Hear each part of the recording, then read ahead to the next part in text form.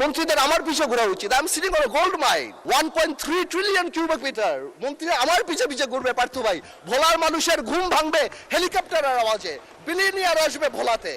আমি ভোলাকে তো সেভাবে চাই। Bhola must be the workshop of Bangladesh, Bhola must be the Tamil Nadu of India, Bhola must be the শোজ অফ চায়না, ভোলা মানুষ the Selangor of Penang of Malaysia.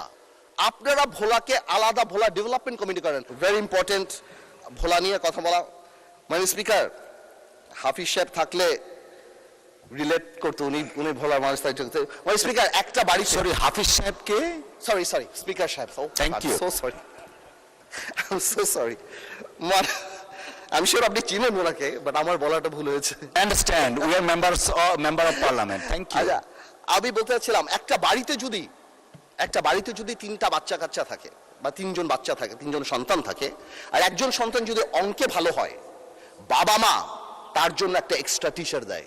তার মানে এই না বাবা মা অন্য কাউকে অপছন্দ করে, বাট ওই মেরিটটাকে সম্মান করে। মানে স্পিকার, আমার ভোলাতে 1.3 ট্রিলিয়ন কিউবিক মিটার গ্যাস আছে। আমাকে একটু অঙ্কের টিচারের মতো আলাদা করে দেখা উচিত, because I am intelligent and I have the capacity to become a doctor or engineer in future. আমি গ্যাসে পরিপূর্ণ, আপনি আমাকে ভ্যালু করেন।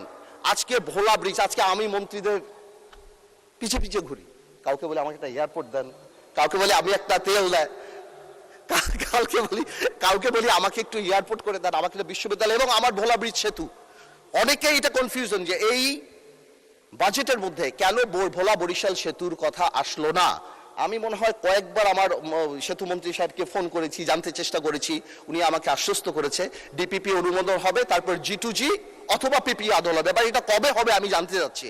এয়ারপোর্ট আমি ভোলাবাসীর জন্য ঢাকা আসার জন্য চাচ্ছি না, বিকজ ওয়ান্স এই ইনফ্রাস্ট্রাকচার, যে নদী ভাঙানোর জন্য আমাদের আলী সাহেবের পিছে ঘুরি, মন্ত্রীদের আমার পিছে ঘোরা উচিত। I am sitting on gold mine, 1.3 trillion cubic metre. মন্ত্রী আমার পিছে পিছে ঘুরবে পার্থ ভাই।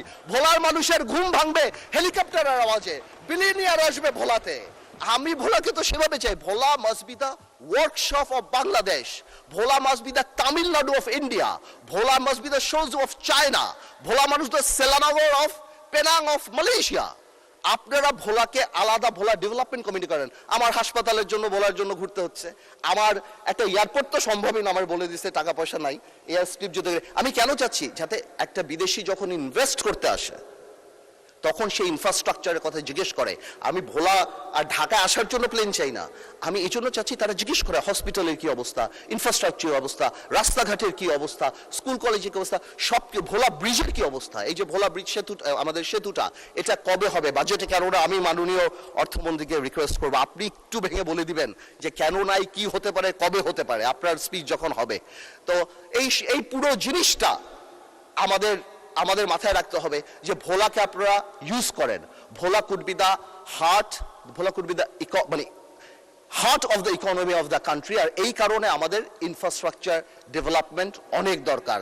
আমি মাননীয় প্রধানমন্ত্রীর দৃষ্টি আকর্ষণ করব যে ভোলা ডেভেলপমেন্ট কমিটি নামে একটা কমিটি যদি করে ভোলাকে আলাদা বরাদ্দ বা ভোলার আলাদা জিনিসগুলো, এবং আমাকে যদি, যেহেতু আমি সরকারের পার্ট না, আমি কোনো মন্ত্রী না বা আমার কোনো এক্সিকিউটিভ পাওয়ার নাই, আমাকে এরকম একটা অ্যাক্সেসিবিলিটি করে দেওয়া যাতে আমি আমার কাজগুলি খুব তাড়াতাড়ি বের করে নিয়ে আসতে পারি। মাননীয় স্পিকার, আমি আর বেশি সময় নেব না।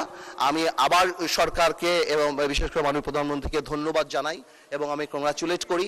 এবং আমরা দেশবাসী এবং আমরা সবাই বসে আছি যে এই চুক্তির ডিটেলসগুলি আমরা ইনশাল্লাহ কবে জানবো, যাতে করে আমরা ডিটেলস আলাপ করতে পারবো। আপনাদের সবাইকে ধন্যবাদ।